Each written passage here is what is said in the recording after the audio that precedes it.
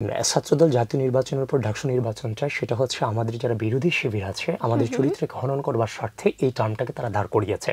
প্রার্থী যারা হবেন শিক্ষার্থীদের সাথে যাদের সম্পৃক্ততা আছে কিংবা শিক্ষার্থীরা কাকে বেছে নেবেন সেটা শিক্ষার্থীরাই নির্ধারণ করবেন। দর্শক সবাইকে আমন্ত্রণ জানাই দি ডেইলি ক্যাম্পাসের বিশেষ আয়োজনে। আপনাদের সাথে রয়েছি আমি সানজানা ঢালি।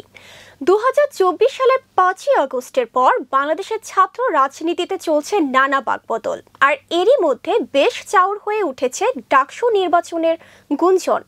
আর আজ এই সকল বিষয় নিয়ে কথা বলার জন্য আমাদের সাথে আছেন জুলাই আন্দোলনের অন্যতম জনপ্রিয় মুখ, ঢাকা বিশ্ববিদ্যালয়ের ছাত্র দলের যুগ্ম সাধারণ সম্পাদক আবিদুল রহমান খান, যিনি 5ই আগস্ট সকালে চাংখারপুলে পুলিশের গুলির সামনে দাঁড়িয়ে জনতার উদ্দেশ্যে বলেছিলেন, প্লিজ আপনারা কেউ কাউকে ছেড়ে যায়েন না।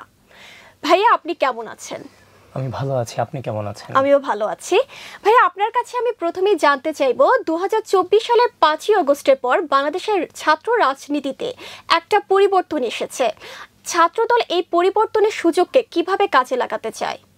আপনাকে ধন্যবাদ। আপনার মাধ্যমে ডেইলি ক্যাম্পাসের যারা দর্শক আছেন দেখবেন, আপনাদের সকলের প্রতি শুভেচ্ছা জানিয়ে আমি আমার প্রশ্নোত্তর পর্বে যাচ্ছি। আপনি বলেছেন 5 আগস্ট পরবর্তী সময়ে যে সুযোগটা এসেছে সেটা ছাত্রদল কিভাবে কাজে লাগাবে। দেখেন, বাংলাদেশ জাতীয়তাবাদী ছাত্রদল গোটা বাংলাদেশে দীর্ঘ 15.5 বছরের দুঃশাসনকে মোকাবেলা করে আজকের এই জায়গাতে এসেছে। তো ছাত্রদল একটা দীর্ঘ অভিজ্ঞতার মধ্য দিয়ে আজকের এই জায়গাতে এসেছে, যেটা বাংলাদেশে বর্তমান প্রেক্ষাপটে অন্য কোনো রাজনৈতিক ছাত্র সংগঠন যে অভিজ্ঞতা নিতে পারেনি। ছাত্রদল সেই পরিস্থিতি মোকাবেলা করে সেই অভিজ্ঞতাকে রপ্ত করেছে এবং সে অভিজ্ঞতার আলোকে যে রাজনৈতিক অপসংস্কৃতি প্রচলন ছিল সারা বাংলাদেশের ক্যাম্পাসগুলোতে, সেটা থেকে বের হয়ে একটি সুস্থ ধারার শিক্ষার্থী বান্ধব ক্যাম্পাস বিনির্মাণই ছাত্রদলের সবচেয়ে বড় লক্ষ্য এবং বাংলাদেশের এই মুহূর্তে ছাত্রদলের পক্ষেই সেটা বাস্তবায়ন করা সম্ভব, কারণ তারাই হাসিনার দীর্ঘ দুঃশাসনকে মোকাবেলা করেছে। ছাত্রদল জাতীয় নির্বাচনের পর ডাকসু নির্বাচন চায়, তাহলে এতে ছাত্রদলের কি লাভ হবে?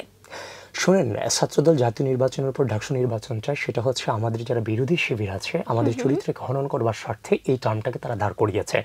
জাতীয়তাবাদী ছাত্রদল এখনো পর্যন্ত ডাকসু নির্বাচন করার জন্য যেই ধরনের প্রস্তুতি নিয়েছে, অন্য কোনো সংগঠন সেই দৃশ্যমান প্রস্তুতি নিতে পারেনি। আমরা অলরেডি ডাকসু এবং হল সংসদ কেন্দ্র নির্বাচনের জন্য আমরা বিভিন্নভাবে বৈঠক করেছি। সেটা আনুষ্ঠানিকভাবেই ডাকসুর যে শিক্ষকদের যে লাউঞ্জ, সেটাতে আমরা দীর্ঘদিন প্রায় 10-15 দিন ব্যাপী আমরা সেটার আলোচনা বিশ্ববিদ্যালয় নেতৃত্বের দ্বারা সেটা আমরা পরিচালিত করেছি। সুতরাং আমাদের চরিত্রকে হনন করার ক্ষেত্রে কিংবা আমাদেরকে প্রতিযোগিতার মধ্য দিয়ে আমাদেরকে হারাতে না পেরে তারা আমাদের বিরুদ্ধে চরিত্র হননে লেগেছে যে আমরা বিশ্ববিদ্যালয়ে ডাকসু নির্বাচন জাতীয় নির্বাচনে পড়ে যাই। আচ্ছা, এই যে ভাই আপনি যে বলছেন ডাকসু নির্বাচনের জন্য আপনারা প্রস্তুত, আপনারা কিভাবে প্রস্তুতি নিচ্ছেন আর এখানে প্রার্থী কারা কারা হতে পারে বলে আপনি মনে করছেন? এখন দেখেন, প্রার্থী কারা হবেন কিংবা হচ্ছে যে কিভাবে আমরা প্রস্তুতি নিচ্ছি, আমরা বিভিন্ন যারা আমাদের প্রার্থী সম্ভাব্য প্রার্থী যারা আছে কিংবা হলে যারা আছে তাদেরকে নিয়ে বৈঠক করেছি। আমরা ডাকসু ক্যাফেটেরিয়ার দিকে আমরা বৈঠক করেছি, তাদেরকে বিভিন্ন দিক নির্দেশনামূলক আমরা পরামর্শ দিয়েছি। হলগুলোতে জেনারেল স্টুডেন্টদের সাথে কমিউনিকেশন বাড়ানোর পরামর্শ আমরা দিয়েছি। হলগুলো কেন্দ্রে কিভাবে কাজ করা যায় সেই পরামর্শগুলো আমরা তাদের কাছ থেকে নিয়েছি। আর প্রার্থী যারা হবেন শিক্ষার্থীদের সাথে যাদের সম্পৃক্ততা আছে কিংবা শিক্ষার্থীরা কাকে বেছে নেবেন সেটা শিক্ষার্থীরাই নির্ধারণ করবেন। আমাদের ক্ষেত্রে প্রায়োরিটি থাকবে যাদের সাথে শিক্ষার্থীদের কমিউনিকেশন ভালো, আমরা সেক্ষেত্রে সেই বাস্তবতাকে মেনে নিয়ে আমরা প্রার্থী নির্ধারণ করবো, সেটা সাংগঠনিক ব্যাপার। আপনি যেহেতু ঢাকা বিশ্ববিদ্যালয়ের ছাত্র দলের যুগ্ম সাধারণ সম্পাদক হিসেবে আছেন, তো ক্যাম্পাসের পরিস্থিতি এখন কেমন চলছে? একটি আদর্শ পরিস্থিতি ও বাস্তবতার মধ্যে ফারাক কতটুকু বলে আপনি মনে করছেন? দেখেন, ঢাকা বিশ্ববিদ্যালয়ের বর্তমান যে পরিস্থিতি, সেই পরিস্থিতি শুধুমাত্র হাসিনার কিংবা স্বৈরাচারের দূষণদের উৎপাতটা কমেছে, কিন্তু ক্যাম্পাসের যে হাসিনা আমলের যে আদর্শ ছিল সেই আদর্শগুলো এখনো পর্যন্ত বিদ্যমান আছে। মিস ইনফরমেশন, ডিসইনফরমেশনের মধ্য দিয়ে একজন আরেকজনের চরিত্র হনন করার ক্ষেত্রে অনেক ছাত্র সংগঠন যে কাজগুলো করে যাচ্ছে সেটা কোনোভাবেই উচিত নয়। আমরা যে পরিবর্তনটা চাচ্ছি, সত্যিকারের পরিবর্তন, সত্যিকারের রাজনৈতিক ছাত্র সংগঠনের রাজনীতি করার যে পরিবেশ, সেটা এখনো পর্যন্ত বিশ্ববিদ্যালয়ে বিরাজমান না। আপনার মতে একটি গ্রহণযোগ্য সুষ্ঠু ডাকসু নির্বাচন কিভাবে আয়োজন করা সম্ভব? আমি 2019 সালে ডাকসু নির্বাচনে ছাত্রদল মনোনীত সেন্ট্রাল প্যানেল থেকে সদস্য প্রার্থী ছিলাম। সে বছর আমি নিজে পর্যন্ত ভোট দিতে পারিনি। সেই পরিবেশের যে অভিজ্ঞতা, সেই অভিজ্ঞতা থেকে আমার যেটা মনে হয়, বর্তমান যে পরিস্থিতি সেখানে পতিত স্বৈরাচার অলওয়েজ লেগে আছে কিভাবে আপনাকে দমানো যায়, কিভাবে রাষ্ট্রের একটা অস্থিতিশীল পরিবেশ তৈরি করা যায়।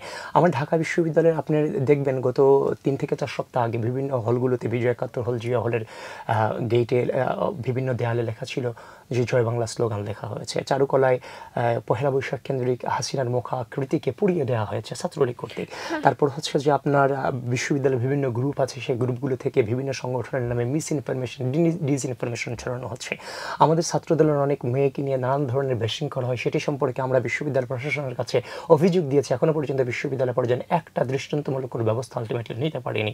তাছাড়া বিশ্ববিদ্যালয়ের যে বর্তমানে যে সিন্ডিকেট, সেই সিন্ডিকেট হাসিনার আমলের সিন্ডিকেট বিরাজমান আছে এবং বিভিন্ন হলগুলোতে হলের যে প্রভোস্ট আছে তারা 5 আগস্টের পূর্বে ফ্যাসিস্টের দালালি করেছে। এখনো তারা বিভিন্ন সংগঠনের ছত্রছায়া, যারা গুপ্ত সুপ্ত সংগঠন হিসেবে আমরা যাদেরকে চিনি, যারা নিজেদের আত্মপরিচয় দিতে সংকোচ ফিল করে, তাদের আশ্রয় প্রশ্রয় এখনো পর্যন্ত বিভিন্ন হলগুলোতে হাসিনার আমলের প্রভোস্ট বিদ্যমান।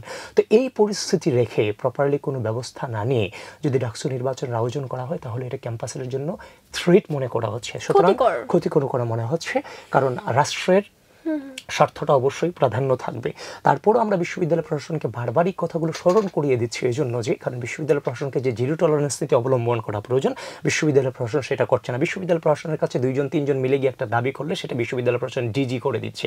মানে এত রক্তের বিনিময়ে বিশ্ববিদ্যালয় প্রশাসনের যে গাছটা তৈরি করার দরকার ছিল, সেটা বিশ্ববিদ্যালয় প্রশাসন এখনো তৈরি করতে পারেনি। এখনো পর্যন্ত বিশ্ববিদ্যালয় প্রশাসন বিভিন্ন ছাত্র সংগঠনের কাছে জিম্মি অবস্থায় আছে।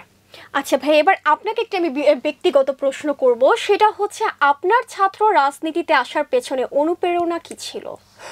আমার ছাত্র রাজনীতিতে আসার পেছনে প্রধান অনুপ্রেরণা ছিল যে এই জেনারেশনটা আই হ্যাড পলিটিক্সটাকে অনেক মানে ফ্যাশনেবলভাবে এটা নিয়ে নিয়েছে, যে তুমি কি রাজনীতি করে বলে আই হ্যাড পলিটিক্স। আর ভাই, আমার জীবনের সব কিছু রাজনৈতিক সিদ্ধান্তের মধ্য দিয়ে নিয়ন্ত্রিত হচ্ছে, সেখানে আমি বলতেছি আই হ্যাড পলিটিক্স। এবং হাসিনা রাষ্ট্রটাকে এমন এক পর্যায়ে নিয়ে গেছে, তার দলের বাইরে আর কোনো কথা বলার কোনো সুযোগ আলটিমেটলি নেই। রাজনীতি যদি করতে হয় তাহলে আওয়ামী আদর্শের রাজনীতির বাইরে অন্য কোনো রাজনীতি করা যাবে না। আর যে সোশ্যাল মিডিয়া থেকে ট্রাম দাঁড় করিয়ে ফেলেছে স্বৈরাচার, সেটা হচ্ছে মানে পর জেনারেশনটাকে আই হেড পলিটিক্স বলাতে রূপান্তরিত করে ফেলেছে। তো এখন বিশ্ববিদ্যালয়ে চান্স পাওয়ার পরে দেখলাম চারিদিকে গেস্ট রুম, গণরুম, তারপর হচ্ছে রাত 12টার পর স্টুডেন্টদেরকে হল থেকে বের করে দেওয়া হচ্ছে। তো এগুলোর একটা মেসিভ পরিবর্তন করার একটা প্রয়োজন বোধ করলাম। তো সেই জায়গা থেকে আমি সূক্ষ্ম মানুষ, আমি যে পরিবর্তন করে ফেলতে পারবো তা নয়, কিন্তু স্বপ্ন তো দেখা যায়, বাস্তবায়ন হ্যাঁ পরে হতে পারে, কিন্তু স্বপ্ন তো দেখা যায়। তো সুতরাং একটা আদর্শ ক্যাম্পাস গড়ার স্বার্থে এবং হাসিনার যে দীর্ঘ দুঃশাসন, সেই দুঃশাসনের বিরুদ্ধে কাউকে না কাউকে তখন দাঁড়াতে হবে।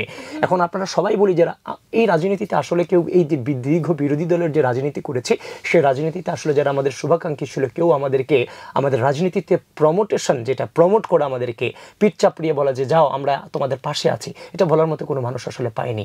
সকল প্রতিকূলতাকে অতিক্রম করে রাষ্ট্রের স্বার্থে এই পথটাকে আমরা বেছে নিয়েছি, শুধুমাত্র এই দীর্ঘ দুঃশাসনকে প্রতিহত করবার স্বার্থে সূক্ষ্মভাবে যদি কোনো ভূমিকা রাখতে পারি, সেই আদর্শকে মেনটেন করে আসলে রাজনীতিতে আসা।